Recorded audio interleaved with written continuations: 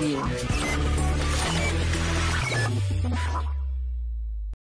Salut à toutes et tous, bienvenue dans cette nouvelle session Twitch dédiée à l'AZ500, la sécurité dans Azure. Aujourd'hui, on va voir ce qu'est le MFA, le Multi-Factor Authentication.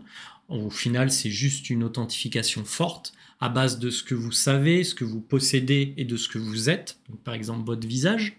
On verra aussi tous les droits airbag qui sont liés à Azure. On verra aussi le maintien en condition opérationnelle qui est délégué pour partie à un clouder. Donc le fait que chacun ait des rôles bien spécifiques est important dans la compréhension de l'écosystème Azure. Et puis comme d'habitude, vous n'hésitez pas à poser des questions dans le chat. Donc aujourd'hui, on va continuer identité et les accès dans l'Azure AD. Donc on va parler de rôle airbag, on va parler de MFA, etc. Ça, je vous l'ai introduit. Et puis dans un second temps, dans la prochaine session, on finira par Privilege Identity Management, qui est un gros morceau. Et on attaquera les autres modules, donc la sécurisation du réseau, la sécurisation du compute. Par compute, on entend CPU, VM, etc., fonctions, web app, tout ce qui est à base de compute comme service Azure, la sécurisation des comptes de stockage, la sécurisation des bases de données, en l'occurrence, ça sera SQL.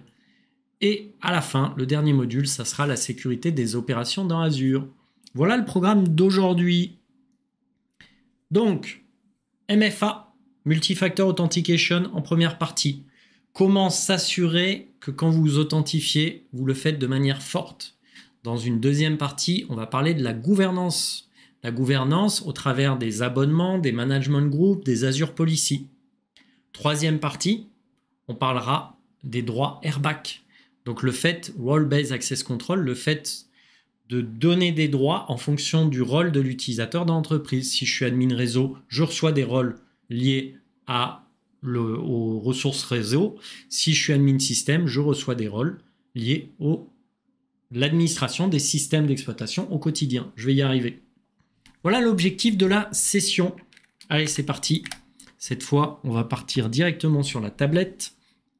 Et là, cette fois, messieurs, dames, on va parler de MFA. Donc, MFA. Qu'est-ce que MFA? Donc, MFA, Multi-Factor Authentication, va vous permettre globalement de vous prémunir contre une grande partie des attaques sur les comptes d'utilisateurs qui sont dans l'Azure AD. On l'a vu il y a 2 semaines, un compte Azure AD peut être soit membre, donc cloud natif de mon tenant, soit être invité et donc être en provenance d'un autre tenant, soit troisième possibilité, synchronisé depuis mon réseau on-premise au travers de l'Active Directory dans Azure. Le truc, c'est que quand je me log sur l'interface Azure, je rentre un login et un password. Sauf que le password peut correspondre par exemple au prénom de mon fils, ça peut correspondre à un lieu que je connais, ça peut correspondre à des choses qui peuvent être non seulement présentes dans un dictionnaire, français, anglais ou autre, mais en plus qui peuvent être retrouvées si on commence à bien me connaître. Donc si on me suit sur les réseaux sociaux, si on voit les passions que j'ai, par exemple Lord of the Ring, le Seigneur des Anneaux, on peut se dire, tiens, il a peut-être choisi un mot de passe en rapport avec le Seigneur des Anneaux. Et donc au final, 99% et même plus des comptes qui sont piratés, des comptes Microsoft piratés, le sont parce qu'ils n'ont pas à disposition l'utilisation de ce qu'on appelle le MFA, le Multi-Factor Authentication. Donc quel est le principe? Le principe, c'est que moi, pour m'authentifier, j'ai bien entendu le couple login-password, mais je vais lui rajouter, en second facteur d'authentification, je vais lui rajouter soit ce que je possède. Donc ce que je possède, ça peut être soit une clé, ça peut être aussi un smartphone, comme vous le voyez ici. Donc je vais pouvoir m'authentifier avec une appli qui est disponible sur Android ou iOS et qui s'appelle Microsoft Authenticator. Donc ce qui va me permettre d'avoir à disposition l'accès à une application que si au préalable je me suis authentifié avec mon login et password et bien entendu avec mon numéro de téléphone. Et on verra que ce qui s'affiche sur votre écran, sur votre browser, va permettre aussi d'avoir un numéro à disposition, par exemple le 34, et ce numéro-là, je devrais le rentrer dans mon application, donc dans mon smartphone, pour valider l'accès.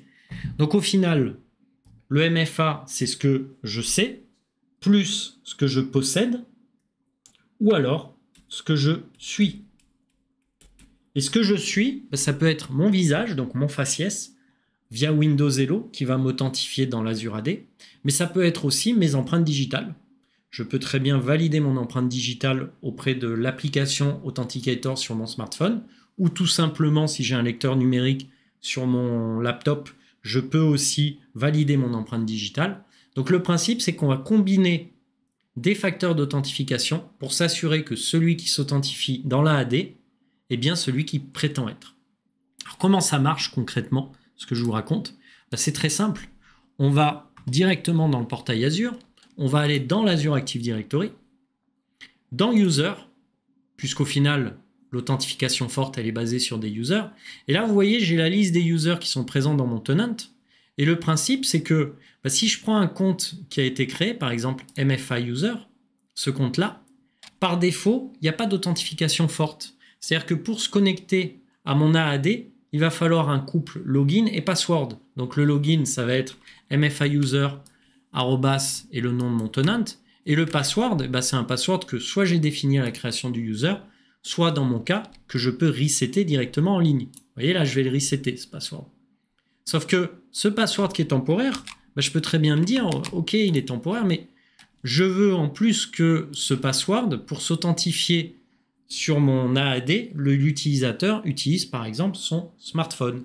Et donc, en utilisant son smartphone, soit il va être prompté sous forme de format push dans Microsoft Authenticator, soit il va recevoir un appel et il va devoir rentrer un code PIN, soit il va recevoir un SMS avec un numéro qu'il va devoir remplir dans l'interface sur laquelle il veut se connecter sur Internet, que ce soit sur Azure, Dynamics, Office 365, etc.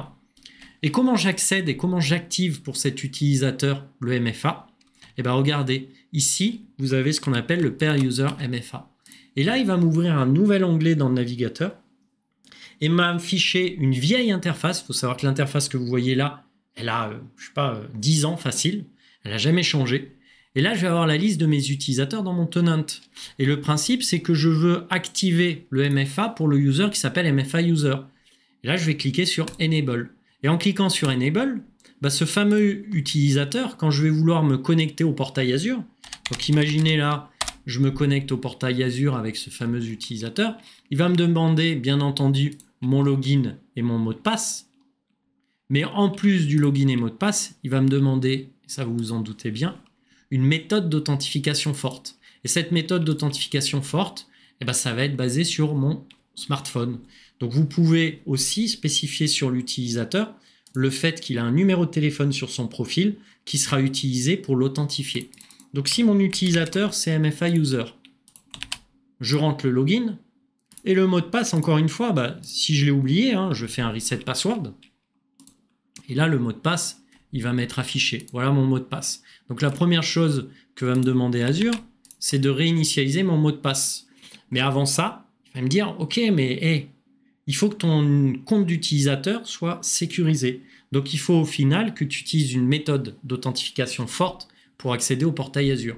Et là, vous voyez, je vais cliquer sur Next. Et ce qu'il va faire, c'est qu'il va me proposer de configurer une méthode d'authentification pour ce compte. Et cette méthode d'authentification, elle peut être basée sur la fameuse app Microsoft Authenticator. Donc là, la prochaine étape, je fais un Next. Il me dit, hey, attention, ouvre ton Microsoft Authenticator sur ton smartphone. Et au final, scanne un QR code. Donc là, je m'authentifie avec mon empreinte digitale.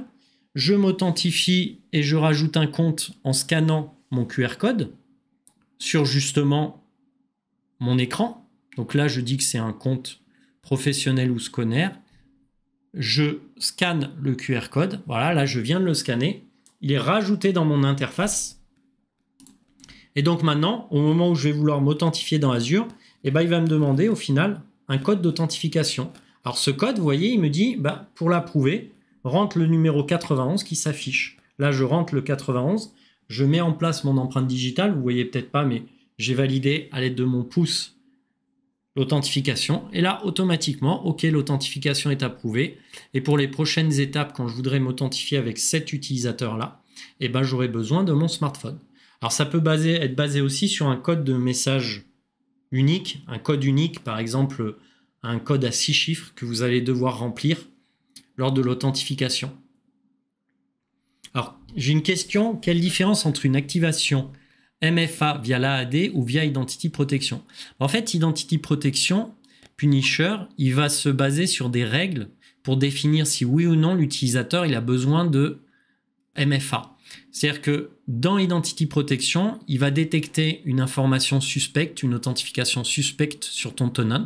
Par exemple, il va détecter que à un instant T, tu te logs sur le tenant de 2 endroits du globe différents. Par exemple, en France et aux États-Unis. Et à partir de là, il va voir qu'il y a un problème sur l'authentification. Et dans les règles que tu auras définies dans AIP, ou même dans PIM d'ailleurs, tu vas pouvoir dire que quand il y a un doute, c'est qu'il n'y a pas de doute.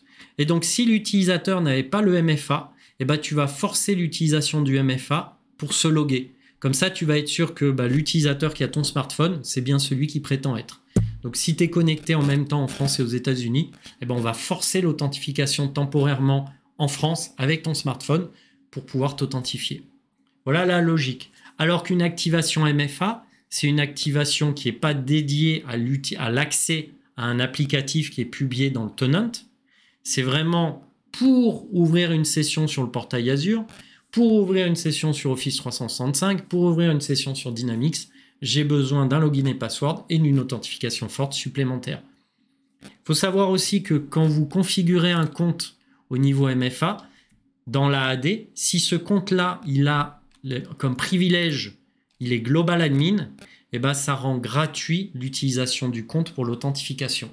Ça veut dire quoi en français? Ça veut dire que quand j'ai un compte d'utilisateur et qu'il est Global Admin de mon tenant, vous voyez, dans tous les rôles, on a le rôle le plus haut qui est Global Admin, et ben activer le MFA pour les comptes Global Admin de votre tenant est gratuit. Pour le reste, on vous facture un certain nombre d'euros en fonction du nombre d'authentifications ou nombre de users à qui vous avez attribué la licence pour faire du MFA. Donc retenez, les Global Admin dans un tenant n'ont pas besoin de payer l'activation du MFA. Et je pense que j'ai répondu à ta question précédemment, Punisher. Si je n'ai pas répondu, n'hésite pas et tu me dis, écoute, tu n'as pas été assez clair. Donc, je reviens au portail. MFA, j'ai activé pour cet utilisateur. On a vu que maintenant, pour se loguer, il va me demander de m'authentifier avec mon smartphone. Si on va regarder un peu les options dans Service Setting, alors c'est vachement mal foutu, mais là, sachez qu'il y a marqué Service Setting et que c'est une option, c'est un onglet. Donc, l'interface est quand même pas super up-to-date en termes d'intuitivité.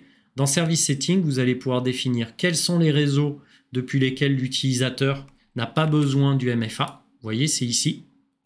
Vous allez pouvoir aussi définir les méthodes disponibles pour les utilisateurs pour s'authentifier. Par exemple, vous allez dire il n'a pas besoin de son Azure Authenticator qui est disponible sur iOS ou Android, mais il a besoin de recevoir un SMS avec un code unique, ou il a besoin de recevoir un appel et de rentrer un code PIN. Vous voyez, vous allez pouvoir définir pour les utilisateurs de manière générale quelles sont les méthodes à disposition pour authentifier ceci. Mais ça, c'est bien beau, mais cette interface, en fait, elle vous permet juste d'authentifier les utilisateurs un par un sous forme de MFA. Si maintenant, je veux configurer le service MFA dans Azure, eh ben, il faut taper tout simplement Multifactor Authentication. Et là, vous avez un service qui va être disponible et dont le but est de vous permettre de configurer les critères de blocage, par exemple, d'un compte d'utilisateur. Par exemple, quand je vais dans Account Lockout, vous allez dire le nombre de fois où une authentification multifacteur a échoué. Et si elle a échoué donc au bout de 5 fois, vous allez pouvoir dire combien de temps le compte va être bloqué, par exemple 10 minutes. Et au bout de combien de temps le compte va être débloqué avant d'être rebloqué derrière. Donc vous allez pouvoir définir les critères de blocage d'un compte. Ensuite, imaginez demain, vous avez un utilisateur qui est bloqué. Et bien dans Block and Unblock User, vous allez pouvoir définir les utilisateurs bloqués et bien entendu les débloquer en fonction de vos critères. Par exemple, je sais que l'utilisateur il a été bloqué, mais en fait c'était un faux positif. Je peux le débloquer. Dans Fraud Alert, vous allez pouvoir définir le fait que vous permettez à vos utilisateurs de vous remonter une activité suspicieuse sur leur compte. Imaginez, j'arrive le lendemain matin, je me connecte et je vois que j'ai eu plein de notifications pendant la nuit d'un utilisateur qui est basé aux États-Unis pour accéder à mon compte. Et ben, en cliquant sur cette petite case, vous allez permettre à vos utilisateurs de remonter des risques de fraude qu'ils ont estimés par rapport à leur compte sous forme MFA. Mais en plus de ça, vous pouvez automatiquement activer le blocage de ces utilisateurs quand ils reportent une fraude. Donc je me lève le matin, je vois que pendant la nuit, il y a eu plein d'activités suspectes via mon compte et via le MFA. Je vous le remonte, automatiquement, ça va bloquer mon compte. Donc c'est un point important aussi à connaître, une option importante. Pour les notifications à l'administrateur, vous allez pouvoir les spécifier ici. Quel est votre administrateur chez vous? Et puis dans Phone Call Setting, si vous avez des... Vous savez, parfois il peut y avoir des plus 0033, des codes indicatifs, etc. Où vous pouvez aussi spécifier ici le nombre de chiffres pour le code PIN qui sont le nombre de tentatives de code PIN rentrées lors d'un appel MFA. Par exemple, vous allez avoir une voix robotisée qui va vous lui dire tapez les 4 chiffres de votre code PIN et au bout de combien de fois ça va bloquer mon compte si je me trompe au moment où je rentre mon code PIN. Voilà.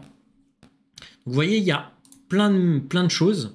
Il y a aussi comme option qui peut être intéressant à connaître ce qu'on appelle le bypass.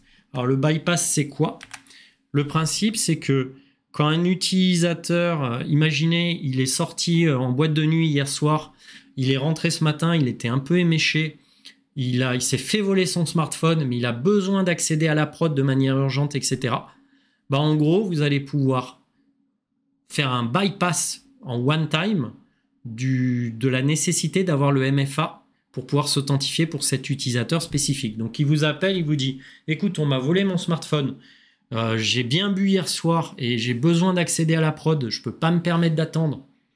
Donc, enlève-moi l'authentification MFA, au moins pour la prochaine connexion depuis mon compte, avant que j'aille en gendarmerie pour déclarer la perte de mon portable. » Et en faisant le one-time bypass, vous spécifiez pendant combien de temps il a le droit de bypasser, encore une fois, les 2 étapes d'authentification basées soit sur ce que vous êtes, soit sur ce que vous possédez. Mais dans tous les cas de figure, il vous faudra le couple login-password pour vous authentifier dans Azure. Donc voilà une bonne partie de ce que vous devez savoir pour l'assertif sur le MFA. Et le fait de pouvoir reporter des fraudes, le fait de pouvoir authentifier un compte, mais aussi le bloquer en fonction de certains critères, au bout de combien de fois vous bloquez un compte d'utilisateur s'il s'est trompé lors de l'authentification. Donc vous avez toute cette logique, et puis les fraudes alertes, où vous permettez à un utilisateur, au final, de vous remonter le fait que un compte a été, selon lui, son compte a été frauduleusement utilisé pendant la nuit, ou en tout cas des utilisateurs ont essayé, et ça va automatiquement bloquer son compte dans la AD. Voilà pour le MFA, ce que j'avais à vous dire et ce qu'il était important de connaître. On continue l'explication, cette fois sur la tablette. On va parler de certains critères qui sont importants de manière générale et en daily, on va dire tous les jours, certains critères qui sont importants à prendre en compte quand vous êtes responsable de la sécurité du système d'information dans le cloud. Alors, la première chose à savoir, et ça je pense que tout le monde connaît, il y a une différence entre ce que vous maîtrisez on-premise, ce que vous maîtrisez dans le cloud via une approche IaaS, ce que vous maîtrisez dans le cloud via une approche PaaS, et ce que vous maîtrisez dans le cloud via une approche SaaS, Software as a Service. Donc en bleu, ce que vous voyez, c'est ce dont a la maîtrise le client.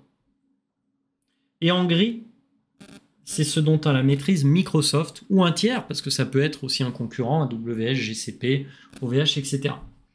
On voit que quand vous êtes dans une approche on-premise, vous avez accès aux locaux, vous avez accès aux data centers, vous avez accès aux ressources, vous avez accès aux switches, vous avez accès à l'électricité, etc. Il faut savoir que quand vous rentrez dans une démarche de machine virtuelle dans Azure, vous n'avez pas accès à nos data centers, vous n'avez pas accès à l'électricité, vous n'avez pas accès à la maintenance incendie, etc. Donc tout l'aspect matériel lié au data center, vous le perdez en tant que client. Et quelque part, le maintien en condition opérationnelle de votre infrastructure matérielle, elle est dévolue à Microsoft quand on est dans une logique de cloud public. Mais une fois qu'on sait ça, c'est bien beau, mais il faut prendre en compte aussi que les aspects système d'exploitation dans du modèle IaaS et toutes les couches supérieures, la donnée, les identités, etc., vous pouvez continuer à les maîtriser. Alors que quand on est dans une approche PaaS, le système d'exploitation n'est plus maintenu par l'administrateur. C'est-à-dire que concrètement, le fait de patcher l'OS, le fait d'ouvrir des ports, fermer des ports sur le firewall, tout ça ne vous est plus dévolu quand vous faites par exemple de la web app, du SQLDB, du Postgre, tout ça managé par Microsoft. Donc dans le modèle PaaS, vous abstenez de d'administrer la couche du système d'exploitation. Et puis les identités, vous pouvez dévoluer, non, comment on appelle ça, déléguer ça, merci, à Microsoft. Alors que dans un modèle SaaS, on voit que même l'applicatif est maintenu par le clouder de manière générale et que vous allez pouvoir gérer les identités, gérer les devices qui se connectent à votre applicatif, éventuellement récupérer les données liées à l'applicatif, mais que toute la maintenance sous-jacente, donc l'applicatif en lui-même, les aspects réseau, le système d'exploitation et la maintenance matérielle, bien entendu, tout ça est dévolu à Microsoft. Donc une équipe sécurité, elle doit avoir en tête que quand vous déléguez le maintien en condition opérationnelle de votre infra à un tiers, et que ce tiers, c'est une société comme Microsoft, ça engendre que vous avez moins de responsabilité sur la totalité du système d'information, mais que ce qui reste toujours en votre responsabilité, c'est la data. Vous êtes propriétaire de vos données, les endpoints de vos services, c'est-à-dire que quand vous créez une web app, vous allez avoir une IP publique, un nom de domaine associé, l'aspect réseau de la chose, c'est-à-dire le filtrage des communications, etc., c'est à vous de les prendre en compte. Donc le endpoint, la data reste à votre charge. Les identités, quelles qu'elles soient, restent à votre charge. Est-ce que ces identités sont stockées dans la AD? Est-ce qu'elles sont gérées par un tiers? Si elles sont gérées par un tiers, comment je m'authentifie? Que ça soit au travers de WSFederations, SAML, OpenID Connect avec de l'OAuth. Donc tout ça, la gestion des identités au travers d'un tenant à AD reste à votre charge. Et puis bien entendu, la gestion de l'accès à ces ressources. Ces 4 pans d'un système d'information restent à votre charge, que vos ressources soient chez Microsoft ou chez un tiers. Donc en tant que responsable sécurité, vous devez toujours avoir en tête que ces 4 piliers-là sont pour vous ce qu'il y a de plus important. Et si je devais les classer par ordre de priorité, je dirais que la priorité number one, c'est de protéger vos données. Il faut savoir que dans Azure, par défaut, on ne sauvegarde pas les données que vous y déposez. C'est-à-dire que quand vous créez un storage account, on ne va pas sauvegarder le storage account. C'est à vous de le sauvegarder. Alors, on vous propose Azure Backup, on vous propose de le sécuriser, mais de manière générale, vous êtes le responsable de vos données. Et si on est dans cette logique de responsabilité des données, on va très vite se rendre compte que nos données, en fait, c'est comme un château fort. C'est-à-dire qu'on a le pont-levis, on a les meurtrières, on a les tours, etc. Et en son sein, on a la princesse tout en haut de la tour. Et ce qu'il y a de plus important pour nous, c'est la princesse. Et on doit la protéger contre les attaques extérieures. Et c'est exactement le même principe pour vos données. Les données sont symbolisées par la princesse. Le pont-levis, les meurtrières, les tours, c'est les identités, les firewalls, c'est tout ce qui vous permet de sécuriser l'accès à la princesse, donc l'accès à vos données. Une autre analogie que j'aime bien, ça peut être aussi de dire que vos données, c'est comme un oignon que vous épluchez. Le cœur de l'oignon, c'est ce qui vous fait le plus pleurer. Et à chaque fois que vous explorez une couche, à chaque fois que vous enlevez une couche de l'oignon, vous enlevez une méthode de sécurité qui est là pour sécuriser le cœur de l'oignon, qui est vos données. Voilà l'analogie que je pouvais faire. Et donc pour moi, en tant que client, ce qui est de plus important, ça doit être la gestion de vos données. Sauf que dans une approche traditionnelle, dans ce que je vous montre ici, dans une approche traditionnelle, vous aviez à gauche sur du réseau on-premise un partage de responsabilités. Alors vous aviez des responsabilités qui sont représentées en noir qui étaient satisfaisantes. Vous aviez certaines responsabilités qui sont représentées en bleu qui étaient partiellement satisfaisantes. Vous aviez ce qui est représenté en blanc, tout ce qui était sous la responsabilité de personne. Et vous aviez ce qui est représenté en gris à gauche, donc il n'y en a pas. ce qui était en responsabilité au travers du cloud provider. L'approche de droite, dans le schéma qui est affiché ici, elle est intéressante parce qu'en fait, comme il y a beaucoup de choses qui vont être de la responsabilité de Microsoft, on va se retrouver dans une logique où moi, client, quand je vais déposer mes ressources dans le cloud public Azure, il y a certaines couches de la gestion de mon système d'information qui vont être dévolues à Microsoft et dont je ne suis plus responsable.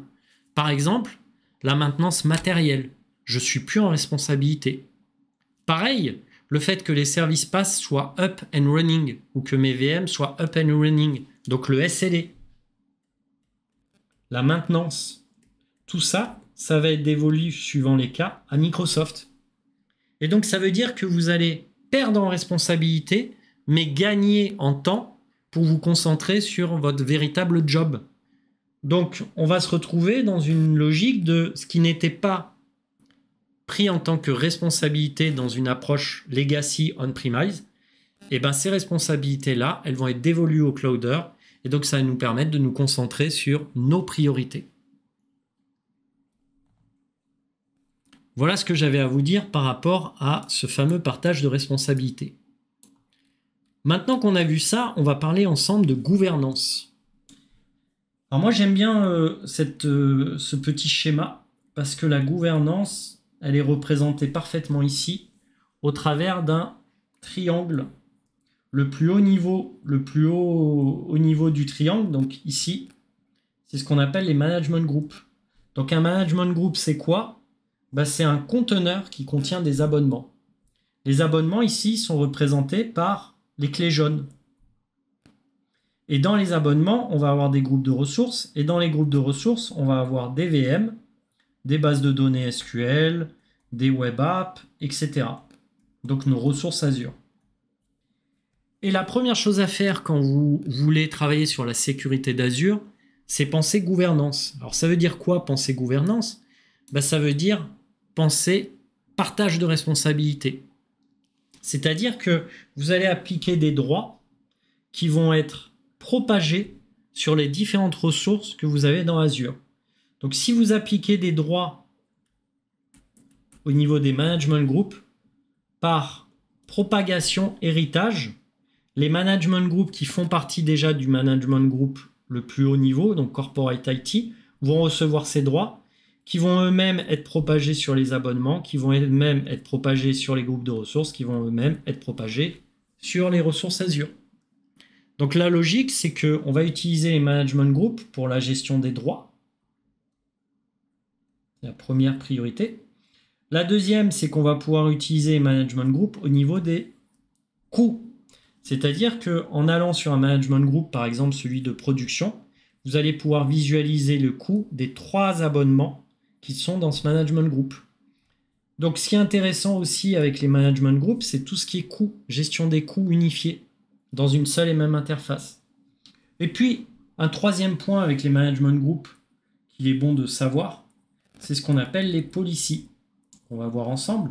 Mais la gestion des policies, donc la gestion au final des limitations de compliance que vous voulez mettre en place sur vos abonnements, vous pouvez les propager au niveau des management groups et par héritage, comme d'habitude, ça va descendre au niveau le plus bas de la pyramide, c'est-à-dire le socle de la pyramide qui est la ressource Azure.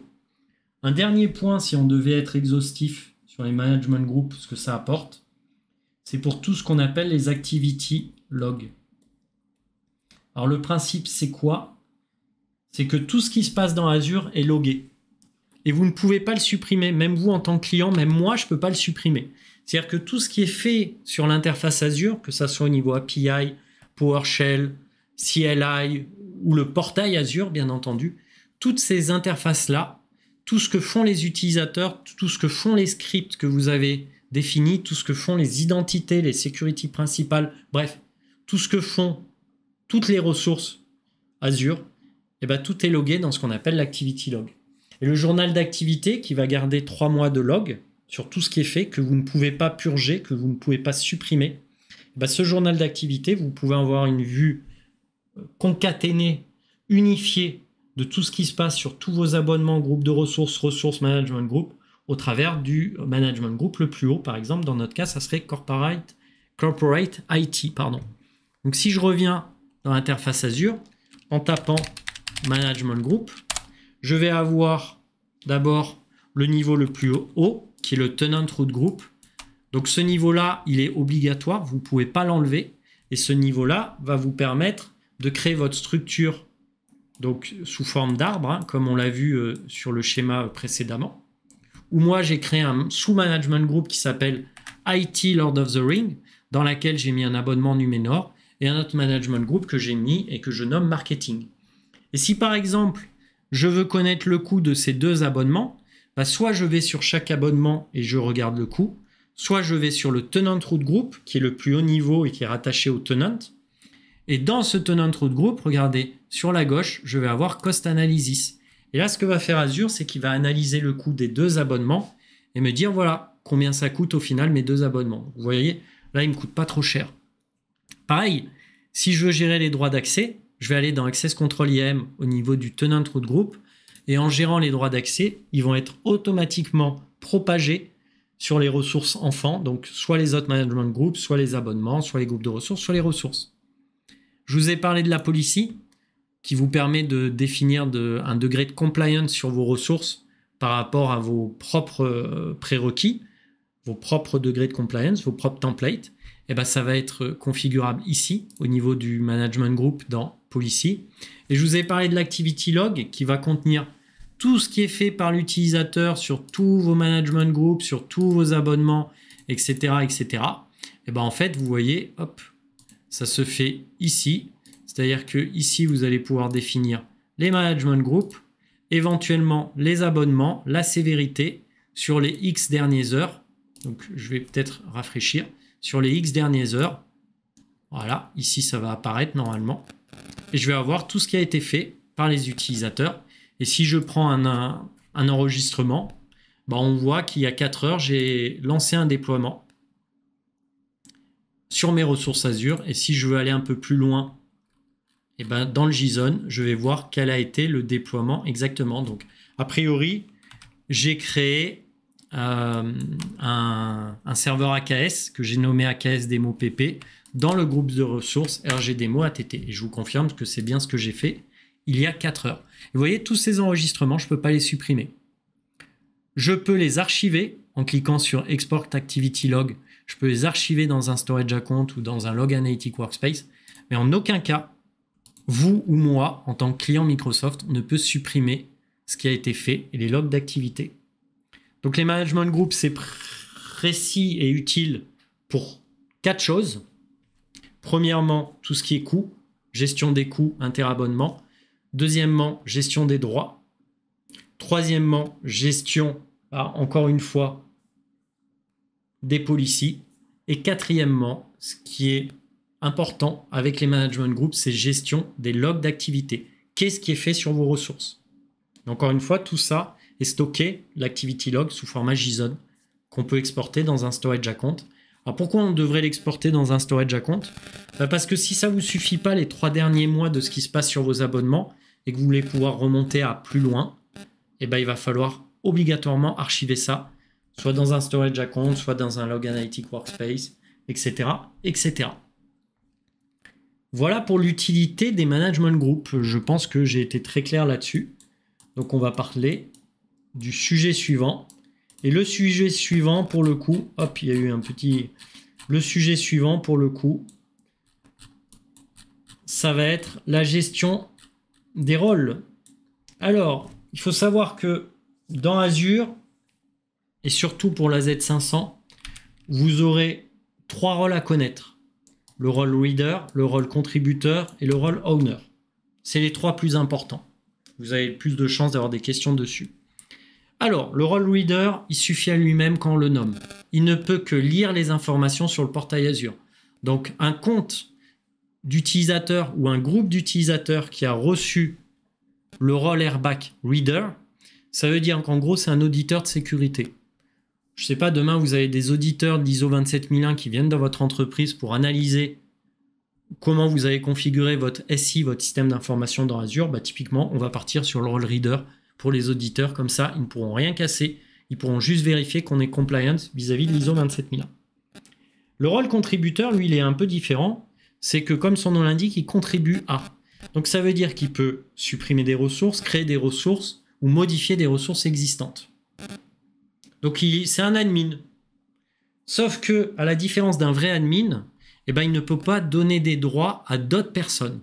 Donc, le contributeur, lui, il peut modifier les ressources, supprimer des ressources, créer des ressources, mais il ne peut pas, encore une fois, donner des droits supplémentaires. Pour pouvoir donner des droits supplémentaires, messieurs, dames, il faut être owner. Un owner, lui, a la possibilité, non seulement comme contributeur, de supprimer, créer, éditer des ressources, mais il peut aussi donner des droits à des tiers. Et donc tout ça fait que vous allez pouvoir donner des droits sur des ressources spécifiques dans le portail Azure. Que ça soit au niveau, bien entendu, de management group, ça peut être aussi au niveau des abonnements, ça je vous l'ai dit, hein. Par exemple, si je veux donner des droits au niveau du Mordor, je vais aller dans Access Control IAM et je fais un Add Role Assignment.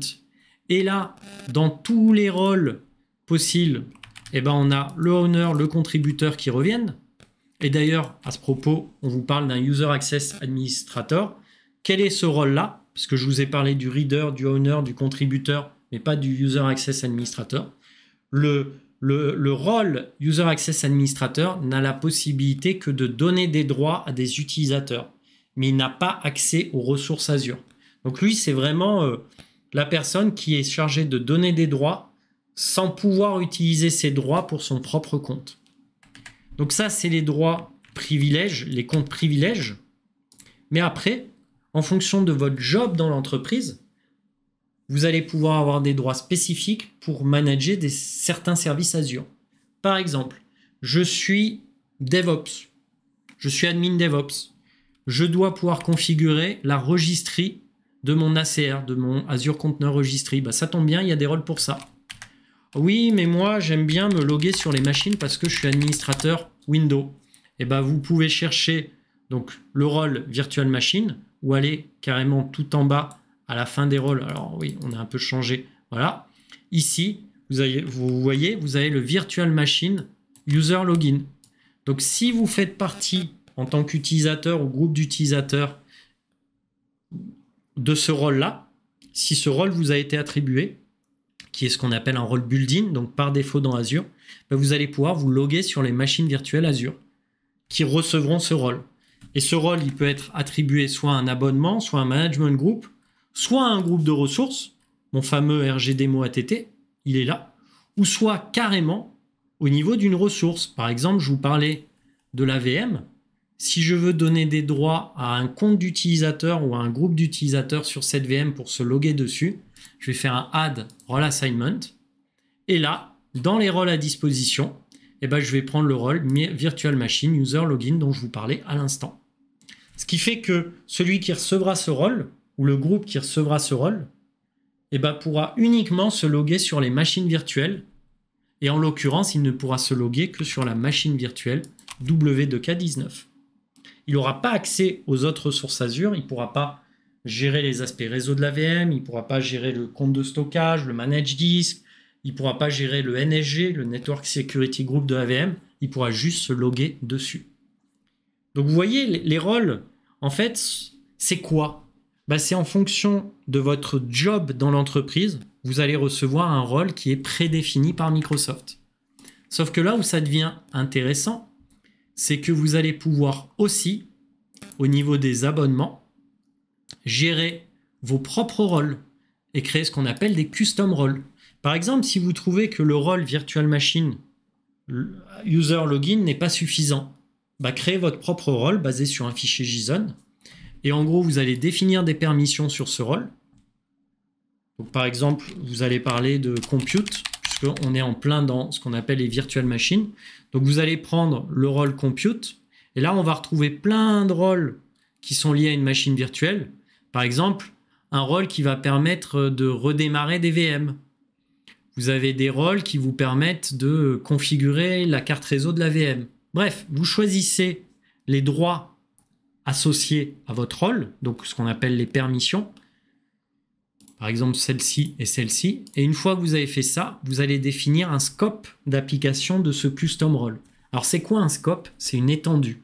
C'est-à-dire que quand vous allez créer ce rôle custom, vous allez définir à Azure à quel niveau je peux attribuer ce rôle, assigner ce rôle à des ressources. Est-ce que ce rôle, je peux l'assigner au niveau d'un management group, au niveau d'un abonnement, au niveau d'un groupe de ressources ou carrément au niveau d'une ressource? Et donc l'étendue, le scope, ça va être son domaine d'application à ce rôle. Et plus le domaine d'application est restreint, plus d'une certaine façon, le rôle est sécurisant pour l'administrateur. Le problème des custom roles, pourquoi on ne vous dit pas non plus faites vos propres rôles tout le temps, utilisez-le, etc. Parce que les custom roles ne sont pas maintenus par Microsoft. C'est-à-dire que les permissions que vous allez mettre ici sont valables à un instant T, mais s'il y a une nouvelle feature, une nouvelle fonctionnalité qui sort pour les VM Azure, malheureusement, cette fonctionnalité, elle ne va pas être mise à jour dans votre custom role. Je vais vous donner un exemple concret. Je suis admin réseau. J'ai besoin de configurer les firewalls dans Azure, donc les Azure Firewall. J'ai besoin de configurer les VNet, les subnets, les espaces d'adressage. Je crée un custom role qui gère ça. L'Azure Firewall, les VNet et les subnets. Et puis demain, Microsoft sort un nouveau service, par exemple Azure Root Server, qui vous permet de router, de propager les routes BGP dans un réseau virtuel Azure. C'est un nouveau service. Le build-in role network contributeur sera mis à jour, mais pas le custom role. Donc il faudra qu'en tant qu'admin des rôles, vous alliez manuellement mettre à jour le rôle pour permettre à vos utilisateurs d'accéder à cette nouvelle fonctionnalité, ce nouveau service Azure, en l'occurrence Azure Root Server. Donc vous voyez qu'il y a une limitation quand même inhérente au custom role qu'il faut prendre en compte à tout moment. Voilà ce que j'avais à vous dire pour les custom roles, et c'est un point important. Et si maintenant on switch hop sur mon autre écran, on voit ici qu'on vous parle de security principale. Alors là, on voit les users, on voit les groupes, on voit ce qu'on appelle un service principal, qui est un compte de service qui représente votre applicatif, et on vous parle de manage identity, donc les identités managées. Ça, je vous conseille de vous référer à la 305, qu'on a déjà vu, mais en gros, les identités managées vont représenter une ressource Azure dans la AD, et ça va créer une relation de confiance entre les ressources Azure entre elles, pour éviter d'utiliser des connexions string pour accéder à des ressources Azure. Par exemple, un front-end qui accède à un back-end. Et tout ça, on vous parle maintenant d'un nouveau concept qui est ce qu'on appelle le security principal. Alors vous allez voir, c'est très simple.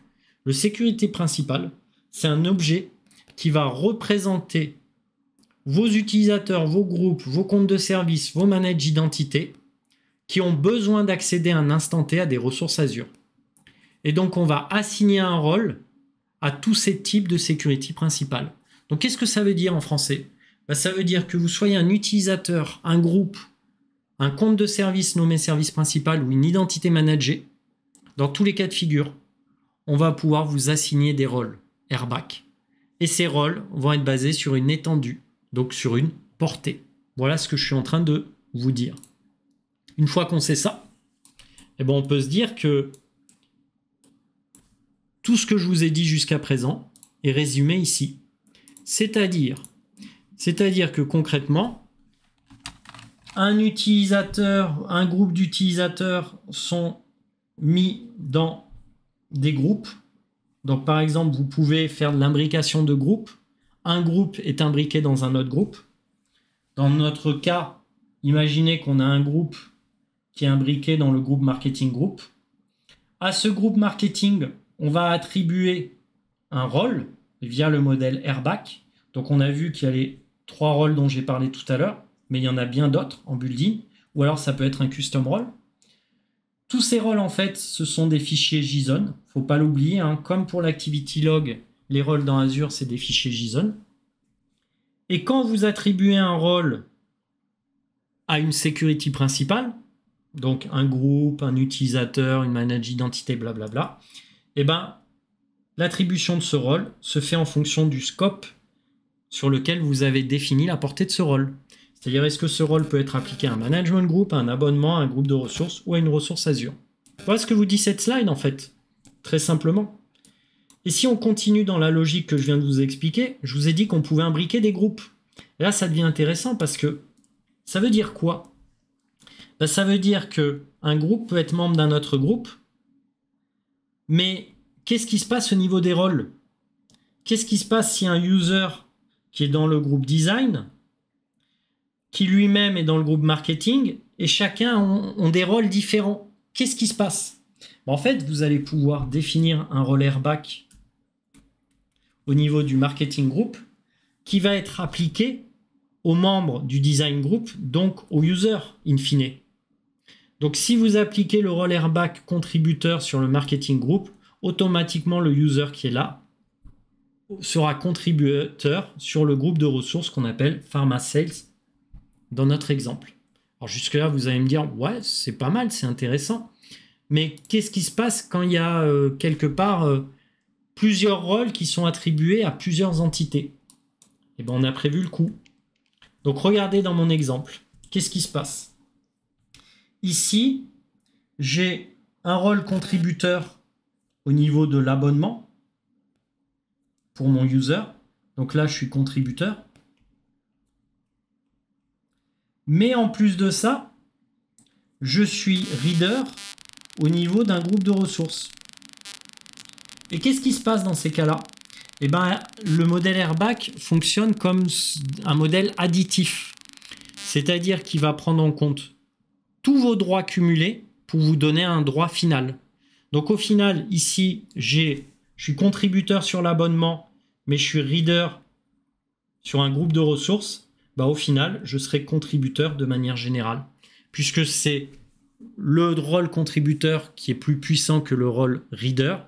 Et comme il va prendre les deux, et comme ils s'ajoutent chacun, et ben au final, on va être contributeur sur l'abonnement, le groupe de ressources et les ressources qui contiennent. Donc il y a cette logique à avoir de cumuler les droits en fonction des différents groupes dont lesquels l'utilisateur fait partie, et pour chacun de ces groupes, des différentes permissions associées au rôle airbag. Point très important de ce qu'on vient de voir ensemble maintenant. Allez, on continue l'explication qui est, pour moi, cette slide, elle est hyper importante parce qu'elle vous dit quoi? Elle vous dit au final que dans Azure, vous avez deux types de rôles possibles. Vous avez les rôles airbag et vous avez les rôles Azure AD. Et un utilisateur peut avoir des rôles au niveau du tenant. Dans ces cas-là, si c'est au niveau du tenant, on dira qu'il a des rôles Azure AD. Et ces rôles-là, bah, il y a typiquement le Global Admin qui peut publier des applications, synchroniser des comptes depuis le réseau on-premise vers l'Azure AD, qui peut supprimer des comptes, ajouter des licences sur votre tenant. Bref, vous l'avez compris, le Global Admin, c'est le super admin du domaine, c'est le root dans un domaine NFS Linux, par exemple. Donc ça, c'est les rôles admin dédiés à l'Azure AD. Mais après, on l'a vu, dans la Blade IAM, vous avez des droits, non plus sur le tenant, mais bien sur les ressources. Donc au final, un même utilisateur, il peut très bien être global admin d'un tenant, mais n'avoir aucun droit sur des ressources Azure. Et inversement, un admin système peut avoir tous les droits sur une VM, mais n'avoir aucun droit sur le tenant, parce qu'il n'a pas besoin de gérer les comptes, gérer les licences sur le tenant, de gérer la facturation des abonnements Azure, etc. Ça va être délégué au Global Admin. Et donc, il y a vraiment deux interfaces pour faire deux choses différentes dans Azure. Je m'explique. Dans mon tenant, sur la gauche, si je prends un utilisateur, par exemple l'utilisateur MFA User, je vais pouvoir visualiser ses droits au niveau du tenant dans Assigned Role. Ça, c'est les droits qu'il a au niveau du tenant. Et je dis bien au niveau du tenant. Et si je vais dans Azure Role Assignment, je vais voir les droits qu'il a au niveau des ressources Azure. Donc là, par exemple, de l'abonnement. Et un même utilisateur peut avoir soit des droits au niveau du tenant, soit au niveau des ressources Azure, soit au niveau des deux. Même si c'est dangereux. En général, on vous conseille de ségréguer les rôles. Donc si je prends un user qui a un peu plus de sens, par exemple mon compte Gmail, et ben mon compte philippe.payola@gmail.com, si je vais dans Assigned Role, on voit qu'il est global admin au niveau du tenant. Donc je peux tout faire au niveau du tenant. Et si je vais maintenant dans Azure Role Assignment et que je sélectionne l'abonnement Le Mordor, on voit qu'il est owner. Donc concrètement, le conseil que je vous ai donné là, ben, je ne l'ai pas forcément appliqué pour ce compte-là.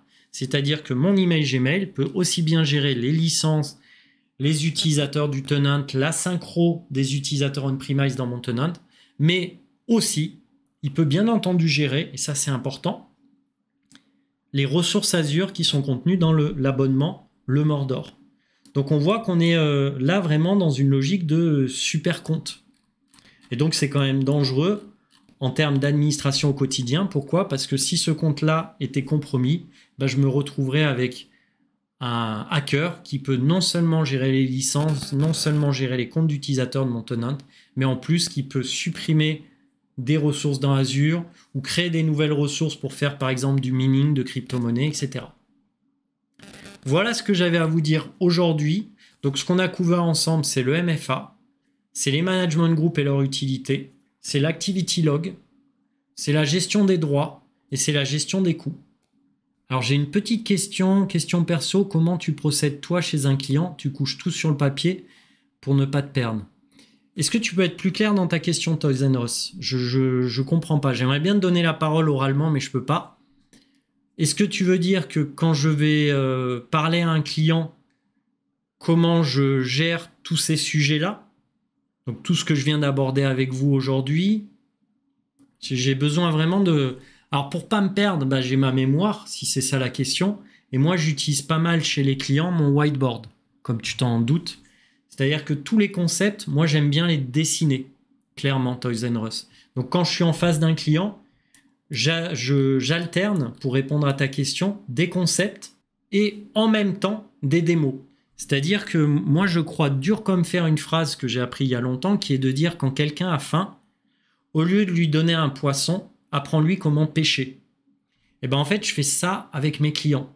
C'est-à-dire que quand un client veut apprendre, je vais lui expliquer des concepts théoriques dans la tablette, par exemple, au travers de schémas. Mais en plus de ça, je vais m'assurer de sa bonne compréhension en lui faisant des démos. Et après, on pourra parler d'autres méthodes que j'utilise pour transmettre un peu l'information à mes clients. Alors, le visio, je peux l'utiliser parfois, c'est une bonne question. Des fois, j'utilise le visio. D'ailleurs, on peut même en parler tout de suite. C'est-à-dire que si... ce que je fais pas mal avec mes clients aussi, pour répondre à ton point, c'est que par exemple, je vais dans l'Azure Architecture Center. Voilà. Et si je sais que le client, il va avoir des questions, donc l'Azure Architecture Center, je vous envoie le lien dans le chat, parce que pour moi, c'est un must-have à avoir.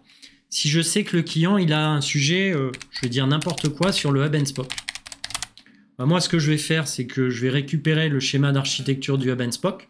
Donc, par exemple, cette image-là, tu vois, je copie l'image.